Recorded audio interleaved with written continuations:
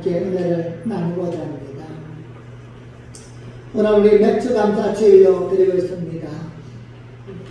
우리 교회는 특별히 맥주 감사 주일을 지내지 않았지만 또한 저희가 있기 때문에 이러한 말씀을 또한 전해야 되겠다 그렇게 생각하고 오늘 감사에 대한 말씀을 준비해 봤습니다.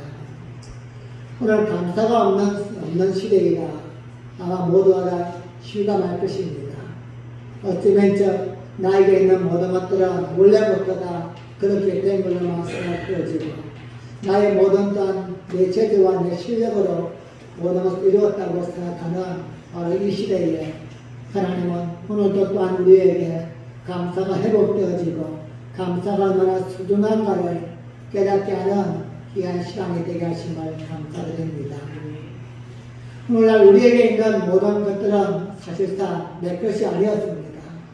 성경에서도 그렇게 말씀하고 계시고 우리 또한 그렇게 알고 있지만 우리는 태어날 때 무엇 하나 가지고 온 것이 없습니다.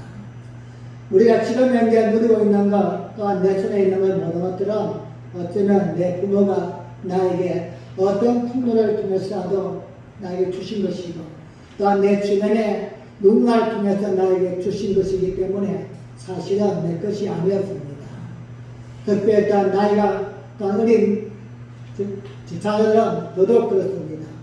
이들은 앞으로도 계속해서 무엇을 받게 되어져야만 되고 그렇게 받으면서 살게 되어질 것입니다. 문제는 이렇게 계속해서 받다 보면 당연한 줄 알고 감사하지 못하는 경우가 생겨나게 된다는 것입니다. 사람이든 짐승이든 무엇이 감사한 마음을 가져야만 됩니다. 이와 똑같은 것이 바로 하나님에 대한 성도의 감사입니다. 우리의 삶에 무엇 하나 우리 하나님의 은혜가 아닌 것이 없습니다. 하나님의 자녀가 된 것도 내가 지금 이렇게 믿음생활 하는 것도 오늘 내가 살아가면서 누리는 작은 행복 하나도 어쩌면 내가 만든 것이 아니고 내가 또한 계획하고 꾸민 것이 아니라 하나님의 은혜임을 잊지 않는 것입니다. 그런데 신앙생활을 오래 하다 보면 이 모든 것들이 당연한 것으로 여겨지는 경우가 가끔씩 있게 된다는 것입니다. 어린이의 친구로 알려진 방정환 선생님의 이야기 중에 하나입니다. 어느 날 그분이 밤늦도록 책을 읽고 있는데 갑자기 창문이 열리더니만 북면을 향한 강도가 들어왔습니다. 그리고는 시퍼런 칼을 들어밀면서 꼼짝 말고 손들어. 그러자 이 방생님은 웃으면서 아니 어떻게 꼼짝 말고 손을 듭니까? 그러자 강도는 다시 버벅거리면서 그럼 손들고 꼼짝 마. 그리고 너에게는 가진 것 모두 다 내놓아. 그렇지 않으면 너를 죽이겠다. 그러자 방생님은 전혀 당하지 않고는 책상 서랍에서 390원을 꺼내서는 그에게 줬다고 합니다. 당시에 390원은 아주 큰 돈이었다고 합니다. 내가 가지고 있는 돈은 이것이 전부이니 가지고 가시오. 그 돈을 받는 강도는 우아했다고 합니다. 대부분의 사람들은 숨기고 없다고 안 주려고 하는데 이 사람은 왠지 선뜻 내어주는 것입니다. 이상하다고 생각하면서 빨리 이 자리를 떠나야만 되겠구나 그런 마음으로 도망을 가려고 하는데 방장 선생님이 뒤에서 불렀습니다. 여보시오, 돈을 받았으면 고맙다고 인사도 하고 가야지요. 강도는 생전 처음 듣는 이야기예요. 당황하면서도 얼떨결에 그래 고맙다 이놈아. 그리고는 도망을 쳤습니다. 다음날 아침에 되어서 순경이 수갑을 채운 강도를 데리고 방장 선생님 집을 찾아왔습니다. 그리고는 선생님 그대 밤에 많이 깜짝 놀라셨죠. 제가 강도를 잡았는데 이 강도가 선생님 집에서 돈을 훔쳤다고 해서 이렇게 데리고 왔으니 확인해 주십시오. 그러자 방장 선생님이 차분하게 물었습니다. 아, 이 사람 말이요? 예, 맞습니다. 어제 저희 집에 찾아왔었지요. 그런데 이야기를 제가 듣다 보니 사정이 딱해서 제가 가지고 있는 돈 390원을 그에게 주었습니다. 그랬더니만 고맙다고 인사를 하고서 갔어요. 그러자 경찰이 좀 오해한 겁니다. 아니 분명히 이 강도가 지금 선생님 집에서 돈을 빼앗아 왔다고 했는데 어떻게 된 겁니까? 그러자 방장 선생님이 여보시오, 아니 당신은 그렇게 정신이 없어요? 내가 돈 주니까 당신이 분명히 날 고맙다고 인사하고 갔지 않죠? 즉 돈을 빼앗아가는 강도가 어떻게 고맙다고 인사할 수 있겠어? 당신 나에게 인사까지 하고 갔잖아요. 그러자 그 순경은 더 이상 그 강도를 잡을 수 없어서 그냥 놓아줬다는 것입니다. 그러자 그 모습에 이 강도가 감격하고는 그제 무릎을 꿇고는 선생님 제가 잘못했습니다. 제가 지금까지 선생님 같은 분을 뵌 적이 없습니다. 제가 지금까지는 잘못을 했지만 저에게 기회를 주신다면 남은 생애를 제가 선생님을 돌보면서 함께 살고 싶습니다. 그리고 그때부터 이 사람은 방지왕 선생님의 시간을 두면서 그를 섬기면서 평생을 살았다고 합니다. 여러분, 비록 강도이지만 은혜를 아는 강도가 아니라 생각합니다. 오늘 본문을 보면 은혜를 아는 사람과 은혜를 모르는 두 종류의 사람이 나옵니다. 즉 감사를 할 줄 알고 감사함에도 불구하고 할 줄 모르는 사람이 본문 속에 나옵니다. 우리 예수님은 하나님의 나라 복음을 부지런히 전가하시면서 하늘의 삶을 사시다가 어느 날은 예루살렘으로 가시는 길에 사마리아와 갈릴리 사이를 지나게 되셨습니다. 예수님이 어떤 마을에 들어가시자 문둥병 환자 10사람이 예수님을 향하여 소리를 쳤습니다. 예수 선생님이여 우리를 불쌍히 여겨 주옵소서. 예수 선생님 우리를 불쌍히 여겨 주세요. 당시에 문둥병자들은 정력 문제 때문에 격리를 당했습니다. 가족과 함께 살 수 없고 사람들과 함께 대화도 할 수 없고 멀리 떨어진 산속이나 격리된 장소에 살면서 대화할 때도 가까이 사지 못하고 멀리서 소리를 쳤습니다. 그래서 예수님을 보고 멀리서 고쳐달라고 소리만 쳤던 것입니다. 그 소리를 들은 예수님은 자신의 나병을 고쳐달라고 외치는 그들을 보시고 말씀하였습니다. 제 사람들에게 가서 너희 몸을 보여라. 성경을 보면은 이 병의지가 문둥병인지 아닌지를 진단내는 사람은 구약시대의 제사장이었습니다. 또한 어떠한 경로를 통하여서 낫게 되었을 때에도 이 문둥병이 낫다 낫지 않았다를 판단할 수 있는 기준도 제사장이 가졌습니다. 그래서 예수님은 제사에 가서 너희 몸을 보여라 이렇게 말씀하였던 것입니다. 문둥병 환자들은 예수님의 말씀을 믿고 순종하여 제사장들에게 달려갔습니다. 그런데 놀라운 일이 벌어졌습니다. 제사장들에게 달려가는 도중에 가다 보니까 어느 순간에 자신들의 몸이 깨끗하게 나은 것입니다. 얼마나 놀라운 일입니까? 얼마나 감사한 일입니까? 기적 같은 일이 한순간에 벌어진 것입니다. 그러자 그 중 한 사람이 자기 병이 난 것을 보고는 큰 소리로 하나님을 찬양하며 감사하다가 다시 예수님께 돌아와서는 무릎을 꿇고 살해하면서 예수님께 감사합니다. 그 사람은 사마리아 사람이다 이렇게 이야기합니다. 이렇게 감사하는 한 사람을 보면서 예수님이 말씀하십니다. 10사람이 다 낫지 아니했느냐? 그런데 나머지 9명은 어디에 갔느냐? 그리고 돌아온 그에게 일어나 가라. 네 믿음이 너를 구원하였다 말씀합니다. 사랑하는 여러분, 당시에 문둥병은 불치의 병이었습니다. 온 몸이 적성으로 들어가면서 그렇게 마지막 삶을 끝나는 끔찍한 질병입니다. 이러한 병을 앓고 살아가는 사람이 예수님의 말씀을 순종하여서 예수님의 그 은혜를 통하여서 고침을 받았습니다. 그런데 한 사람 외에는 아무도 감사할 줄 몰랐습니다. 어쩌면 이것은 오늘 우리가 살아가는 현실의 모습을 그대로 나타내 보이고 있는 것이 아닌가 느껴지기도 합니다. 하나님의 거친 은혜로서 예수님의 십자가의 희생을 통하여 우리는 구원받았습니다. 천국 백성이 되었습니다. 그렇다면 우리는 마땅히 하나님을 향한, 예수님을 향한 감사의 고백과 감사의 마음이 언제나 품고 살아야만 됩니다. 마땅히 감사가 표현되어야만 되고 마땅히 하나님과 예수님 앞에 감사해야만 됩니다. 안타까운 것은 마땅히 감사해야 되지만 감사를 잃어버리고 살 때가 더 많이 있다는 것입니다. 오늘의 세대를 감사가 없는 세대라고 말합니다.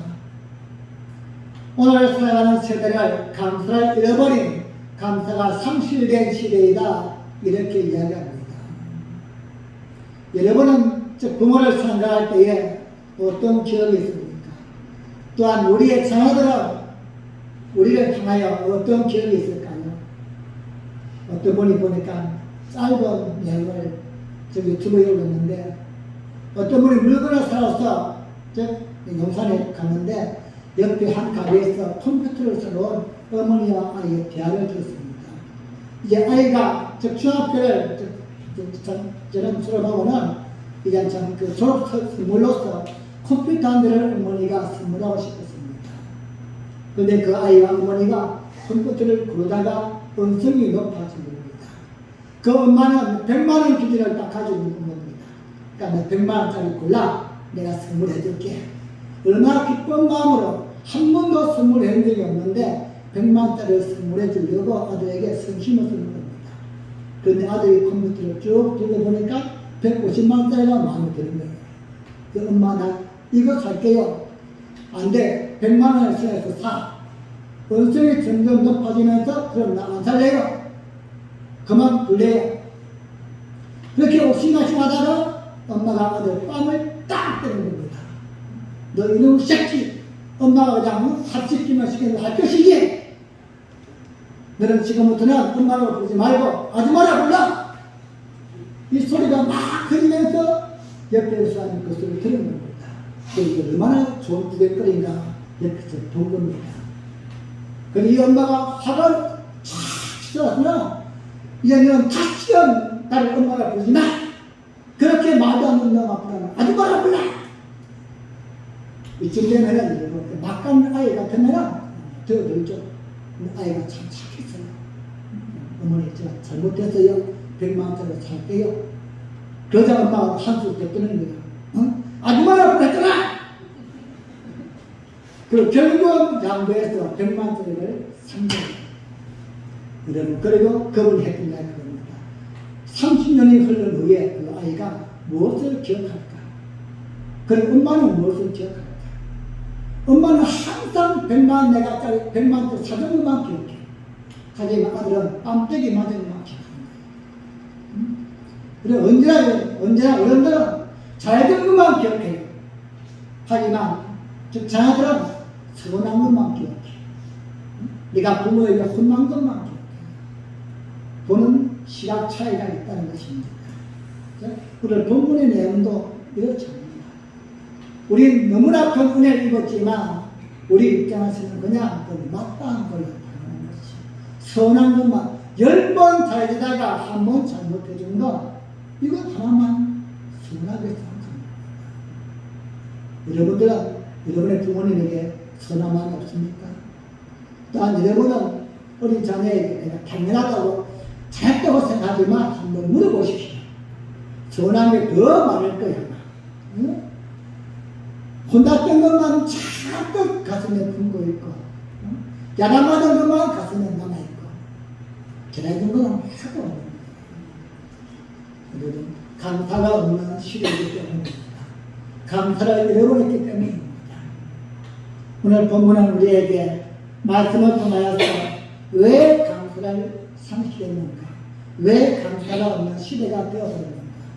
이들은 마땅히, 우리 또한 마땅히 감사해야지만 10명의 묻는 자가 똑같이 감사해야 되지만 왜 한 명만 감사하는가? 나머지 9은 왜 감사할 수 없었는가? 그 이유가 무엇일까? 첫째는 당연하다고 생각했기 때문입니다. 이건 당연한 것입니다. 우리 예수님이 한 촌에 가시니 나중에 자 10명이 예수님께 고쳐달라고 외쳤습니다. 예수님, 우리의 긍휼히 여겨 주옵소서. 우리에게 자비를 베풀어 주옵소서. 우리를 고쳐주세요. 간절한 마음으로 예수님께 외쳤습니다. 그러자 예수님은 그들에게 고칠 수 있는 방법을 알려주었습니다. 그리고 또한 예수님은 긍휼과 자비를 베풀어서 세상에게 가서 보이라.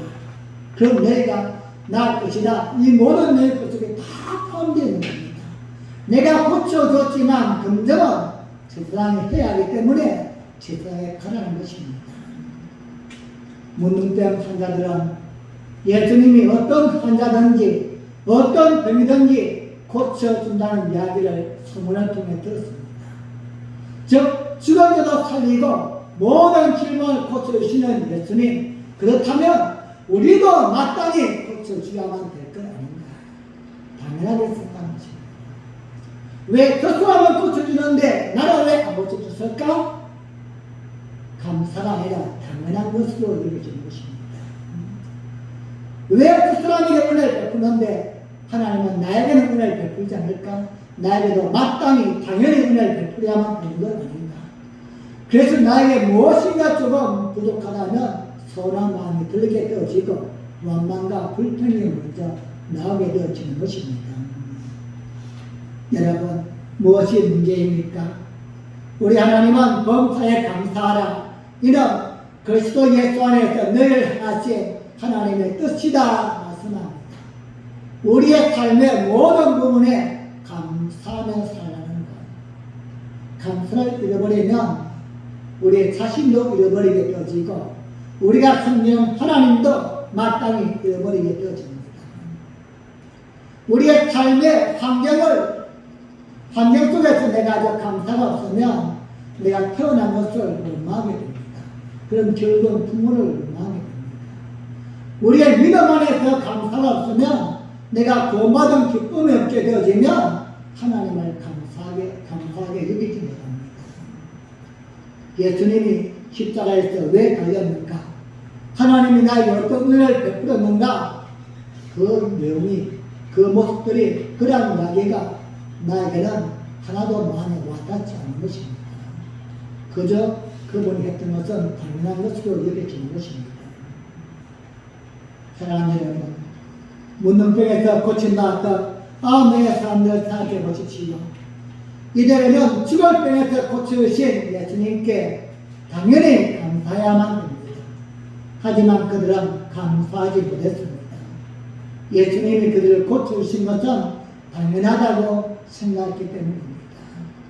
여러분, 당연합니까? 그렇지 않습니다. 예수님이 은혜를 베풀어 줬다는 것, 이것은 선택받은 것이요 하나님의 특별한 은총인 것입니다. 오늘 여러분과 제가 하나님의 자녀가 되었고 구원받은 백성이 되었다는 것, 이것은 마땅한 것이 아니요 당연한 것이 아닌 것입니다. 수많은 인간들 중에서 우리를 골라 뽑아서 하나님이 우리를 불러주셨고 또 우리를 살리기 위해서 십자가에서 자신의 목숨을 내어주신 것은 당연한 것이 아닌 것입니다. 여러분을 위해서 누가 무엇 하나 희생할 수 있습니까? 내가 힘들 때 날 위해서 돈을 쓰는 사람이 있습니까? 시간 쓰는 사람이 있습니까? 몸을 쓰는 사람이 있습니까? 목숨과 일을 쓰는 사람이 있다면 이건 대단한 것이겠죠. 여러분, 자식을 위해서, 부모를 위해서도 대신 주는 사람은 쉽지 않습니다. 하지만 예수님은 우리를 위해서 모든 것을 다 넣어주었는데 우리는 그것을 당연하다고 생각하고 있지는 않은가. 우리 함께 로마서 5장 7절과 8절 말씀 보겠습니다. 시작. 의인을 위하여 죽는 자 쉽지 않고 선인을 위하여 용감히 죽는 자가 곧 있거니와 우리가 아직 죄인 되었을 때에 그리스도께서 우리를 위하여 죽으심으로 하나님께서 우리에게 대한 자기의 사랑을 확정하셨느니라. 아멘. 우리 하나님이 얼마만큼 여러분을 사랑하시는가 이를 보여주신 것이죠.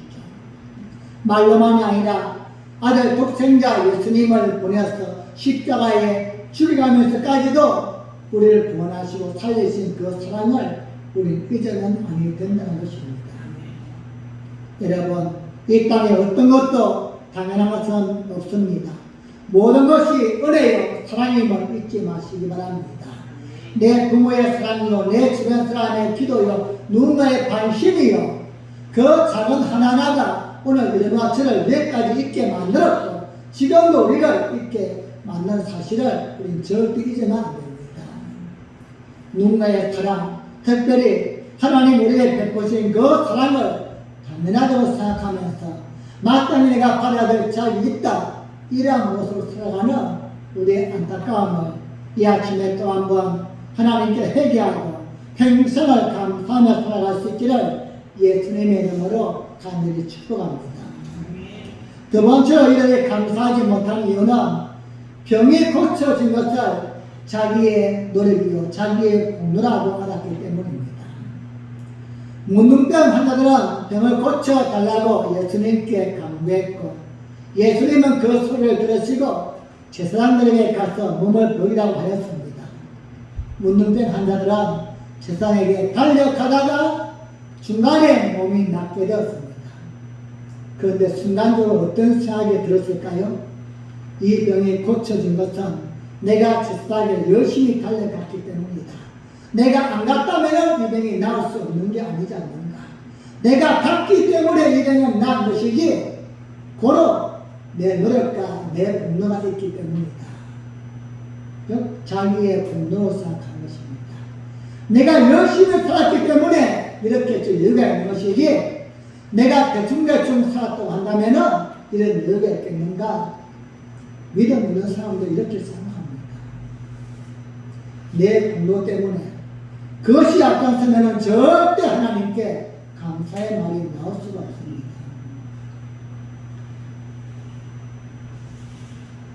어떤 분이 교회에 나가시는 분에게 당신 어떻게 구원을 받았습니까? 이렇게 질문하자 나는 내 공로로 구원 받았습니다.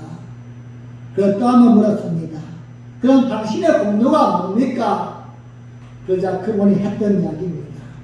내가 내 발로 교회 왔고 내가 열심을 내어 시간을 내어서 성경을 읽었고 내가 뭔가 열정을 다해서 예배를 드렸고 기도했고 만약에 내가 그렇게 최선을 다하지 아니했다면 하나님이 나에게 구원을 베푼다 할지라도 내가 어떻게 구원을 받을 수 있겠습니까? 자기의 공로란 것입니다. 여러분도 그렇습니까? 여러분이 잘났어, 여러분이 최선을 다했어, 내가 믿었기 때문에 하나님이 나에게 구원을 베풀었다, 그렇게 생각하십니까?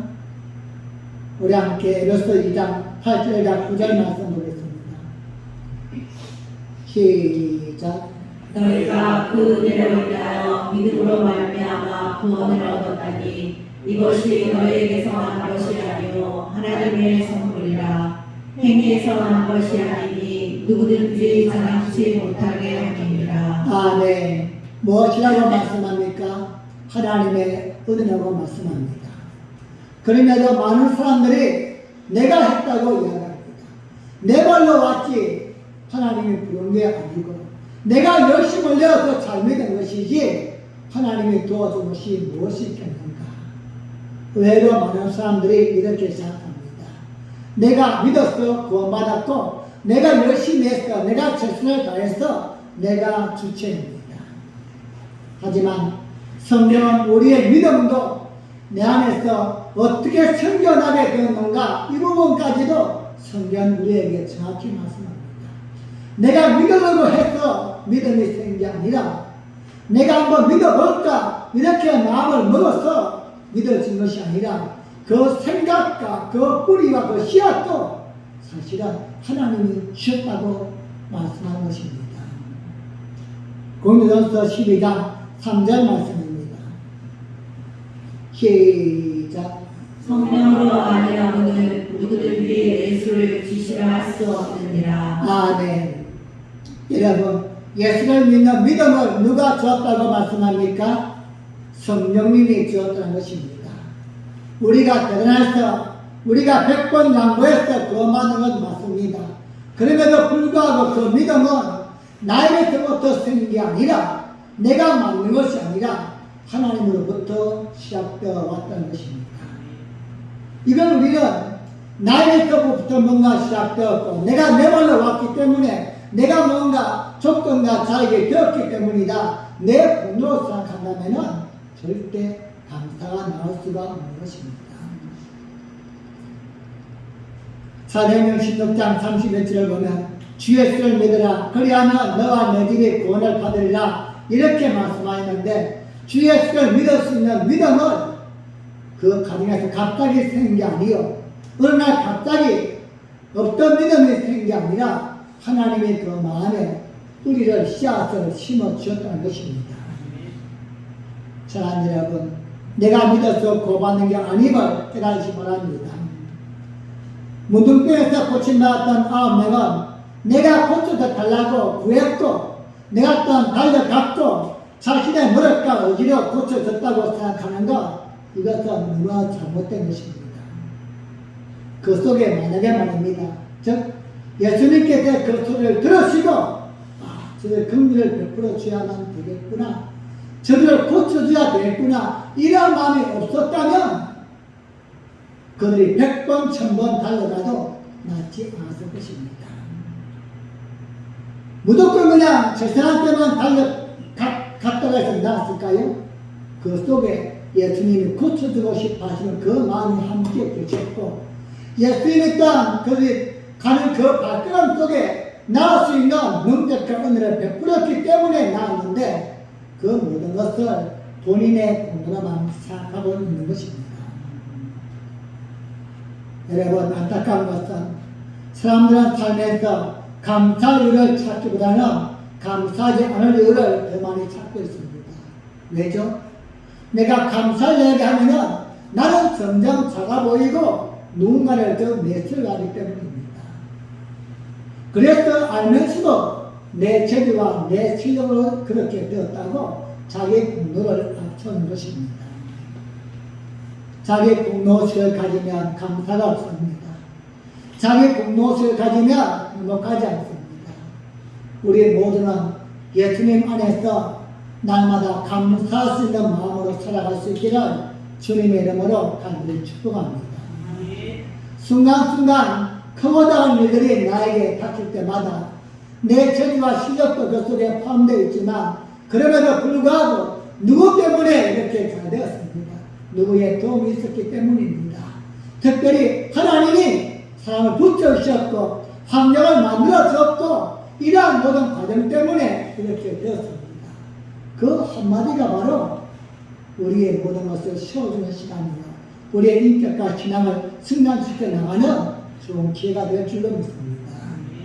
여러분 우리의 공로가 아니요 내 재주가 아니라 하나님과 우리 주변에 이런 없는 한 사람의 기도와 누군가의 사랑임을 잊지 않는 감사의 삶이 되어지기를 예수님의 이름으로 간절히 축복합니다. 마지막 세 번째로 감사하지 않는 것은 더 급한 일이 있다고 판단되었기 때문입니다. 본문에서 예수님은 즉 고침받은 사람은 10명인데 왜 너 하나만 왔냐고 물었습니다. 그리고는 감사하는 한 사람에게 일어나서 가라 너 믿음이 너를 구원하였다고 말씀하였습니다. 평생 동안 격리되어서 살았던 이들이 즉 병을 고침받게 되어지고 그의 낫게 된 그 순간에 얼마나 하고 싶은 것이 많았을까요? 그럼에도 불구하고 이들이 조금만 생각했다면 내가 어떻게 지금 낫게 되었는가 이것을 생각했다면 잠시 잠깐 예수님께 달려와서 인사도 하고서 가야만 하는 것입니다. 그런데 9명은 오지 않았습니다. 어디로 갔을까요? 아마도 집으로 갈 확률이 가장 많습니다. 얼마나 가고 싶었을까요? 얼마나 만나고 싶었을까요? 그동안에 문둥병 때문에 가족을 만나지 못했는데 이제 낫게 되었으니까 얼마나 가고 싶었을까요? 충분히 이해할 수 있고 공감이 갑니다. 그럼에도 불구하고 긴 시간도 아니고 돌아와서 잠깐 감사하다고 인사하고 갈 수 있는 것, 이것마저도 그들의 마음에 예의가 없을까? 그보다 더 급한 것이 있을까? 감사를 잃어버린 사람들, 어쩌면 예수님은 이런 사람들을 통하여 오늘 이 시대를 살고 있는 여러분과 제 마음에 또 한번 깨달음을 주는 것은 아닐까? 여러분, 우리는 성도입니다. 성도는 삶의 원칙과 우선순위가 분명해야만 됩니다.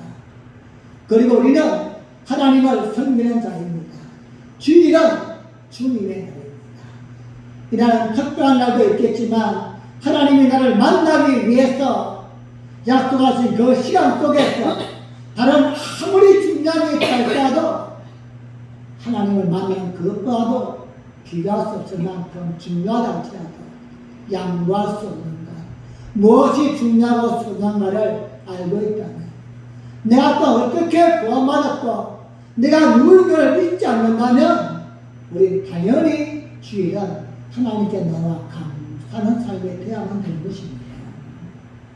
지난 한 주간도 수없이 들려오는 세상에서 재난과 아픔과 고통 속에서 나와 함께했던 하나님, 넉넉하지는 않지만도 그럼에도 불구하고 여전히 나의 삶을 붙들고 있는 하나님, 앞으로 또한 한 주간도 나와 함께할 하나님을 기대하면서 주일날은 즐거운 마음으로, 기쁜 마음으로, 감사의 마음으로 예배 자리에 올 수 있는 자세, 하나님은 이 모습을 기뻐하지 않을까? 여러분, 성도와 믿지 않는 자의 삶의 차이가 무엇입니까? 그들은 그의 삶 속에서 무엇인가 여유가 있다면 세상 속으로 달려가고 자신의 만족을 누리며 살지만, 믿음의 사람은 여유가 있다면 하나님께 나와서 감사하는 것입니다. 하나님의 은혜입니다. 하나님의 도우심의 손길입니다. 내가 아무리 따져봐도 조건도 안 되고 자격도 안 되지만 이렇게 된 것은 하나님의 은혜입니다. 이렇게 무더운 날씨에 수많은 환경 속에서 건강과 모든 환경을 지키시는 하나님을 잊지 않는 것, 이걸 우리 하나님은 원하시는 것입니다. 사랑하는 빛나게 성도는 항상 감사하며 살아갈 수 있기를 바랍니다. 우리 당연히 감사하며 살아야 될 사람들입니다. 말로만 아니라 삶을 통해서도, 시간과 물질과 재능을 통해서도 감사하며 살 수 있기를 바랍니다. 없는 것들 보면서 원망 불평하지 마시고 있는 것을 보면서 감사하시기 바랍니다. 제가 잘 표현하는 말이 있죠. 여러분, 부자와 가난한 자의 차이가 무엇입니까? 사람들은 많이 가졌으면 부자고 없는 사람은 가난하다고 이야기하지만 저는 그렇지 않습니다. 여러분 또한 그렇게 생각하시면 안 됩니다. 저 부자는 다 없다고 할지라도 나에게 꼭 필요한 것만 있으면 부자인 것입니다. 하지만 모든 게 다 있다고 할지라도 꼭 필요한 것 한 가지 없는 사람은 가난한 사람입니다. 우리에게 하나님이 계시지 않습니까? 우리에게 구원의 은혜가 있지 않습니까? 돈 주고 살 수 없고 무엇보다 바꿀 수 없는 구원의 은혜, 이걸 소유한 사람은 부자인 것입니다.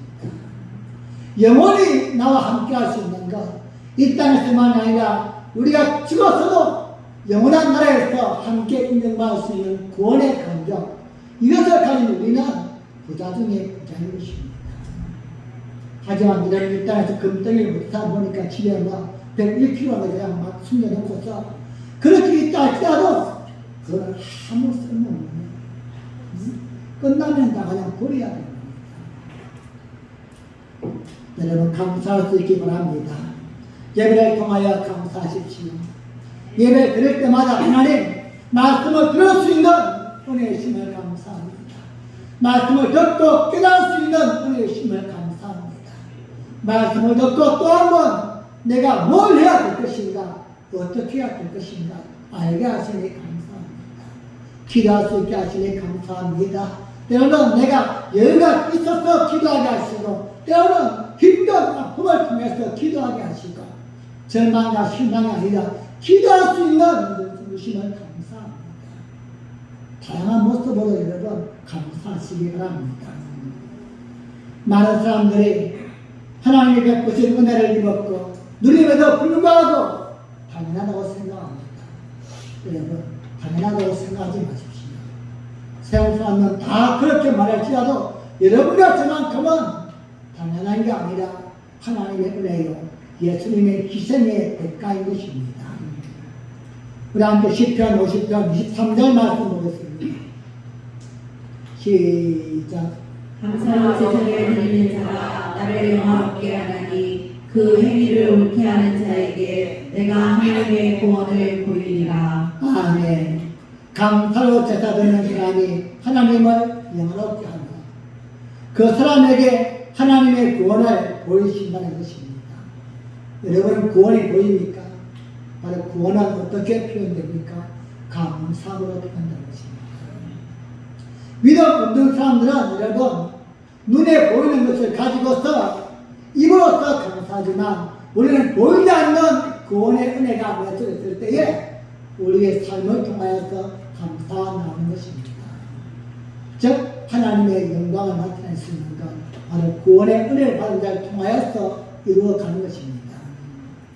여러분은 감사하고 있습니까? 이렇게 질문하면 감사할 게 있어야지요, 이렇게 반문하시겠죠. 여러분, 감사할 수 있으면 오늘부터 내가 뭔가 예를 드리고 뭔가 생각하고 말할 수 있고 행동할 수 있고 먹을 수 있고 누군가를 만날 수 있으면 감사할 수 있기를 바랍니다. 우리의 삶은 그렇게 무한하지 않을 것입니다. 감사함이 있어야만 감사하는 것은 불신자들이 하는 것이고, 감사할 게 없음에도 불구하고 하나님이 나와 함께 하시고 나에게 좋은 걸 주실 것을 믿고서 미리 감사할 수 있는 것, 이건 더 큰 믿음의 삶이요 능력의 삶인 적이 있습니다. 오늘 본문에서 한 사람이 감사를 표현하러 왔습니다. 예수님의 은혜를 잊지 않은 것입니다. 그에게 보고 싶은 부모도 있고 형제도 있고 수없이 많이 있지만 그래도 말 한마디라도 감사하고 싶어서 예수님께 달려왔습니다. 그런데 놀라운 건 뭔지 아십니까? 그에게 예수님이 어떻게 말씀하십니까? 가라, 너 믿음이 너를 구원하였느니라. 육신의 질병만 고쳐준 것이 아니라 감사하는 자에게 예수님은 구원의 은혜까지도 베풀어 줬다는 것입니다. 나머지 9명은 육적인 은혜를 입었습니다. 하지만 그들은 구원받지 못했습니다. 똑같이 문둥병에서 나왔지만 함께 기뻐하고 절구하고 춤을 췄지만 감사를 한 사람에게는 예수님이 구원의 은혜까지도 베풀어 줬다는 것입니다. 여러분, 이게 바로 감사의 발입니다. 우리가 감사하면 하나님은 우리에게 하나님의 구원을 보이시겠다 약속하신 것입니다. 그래, 너는 구원받은 자이다. 우리 또한 나는 구원받은 자이구나. 하나님이 함께한 자이구나. 이 확신과 은혜가 우리 속에 밀려오게 된다는 것입니다. 말씀을 맺겠습니다. 오늘 맥주 감사 주일입니다. 한 해의 중간에 딱 자리 잡고 있는 맥주 감사 주일입니다. 지난 6개월 동안 여러분의 삶에 지난 모든 시간이 힘들었던 어땠던 감사하시기 바랍니다. 그것을 생각할 수 있고 또한 내가 지나왔고 모든 시간 속에서 하나님의 은혜가 함께 했음을 감사하시기 바랍니다. 좋은 도 있었고 또한 아픔도 있었지만 모든 건 다 지나갔습니다. 이제는 남은 6개월도 어떻게 살 것인가, 이것이 더 중요합니다. 모두가 다 감사하지 못한다 할지라도 여러분과 저만큼은 감사하며 살아갈 수 있기를 바랍니다. 잃어버린 감사를 다시 찾고 놓았던 감사를 다시 붙들고 당연한 게 아니라 내 분노가 아니라 아무리 급한 것이 있다고 할지라도 하나님의 도우심이 아니면, 하나님의 인도하심이 아니면 난 아무것도 할 수 없는 그러한 자이다. 하나님의 사람을 붙여줘야만 되고 환경을 만들어줘야만 되고 결국 하나님은 천재지변도 나를 위해서 때로는 뒤집어 주셔야만이 나는 살 수 있는 자이다. 여러분, 그러한 믿음으로 날마다 감사하며 살아가는 여러분과 제가 되어지기를 예수님의 이름으로 간절히 축복합니다. 우리 함께 기도하겠습니다. 우리 sab심으로 기도할 때에 하나님, 모든 것이 하나님의 은혜입니다. 때로는 부족해서 힘들어서 아파서 우리 기도하지만 때로는 또한 넉넉해서 기뻐서 즐거워서 웃기도 하지만 지나가버린 모든 것은 하나님의 은혜입니다. 지난 것도 하나님의 은혜라면 앞으로의 남은 삶도 하나님의 은혜 속에 살기 원합니다. 감사 없는 이 시대에 감사하며 살아가는 자가 되게 하여 주시옵소서. 나에게 있는 것 하나님이 함께 하시고 주님이 나의 구원을 베풀어 주었고 무엇보다도 아직도 살아있음에 감사할 수 있는 작은 승리자가 되게 하여 주옵소서. 우리 함께 주여 한번 부르고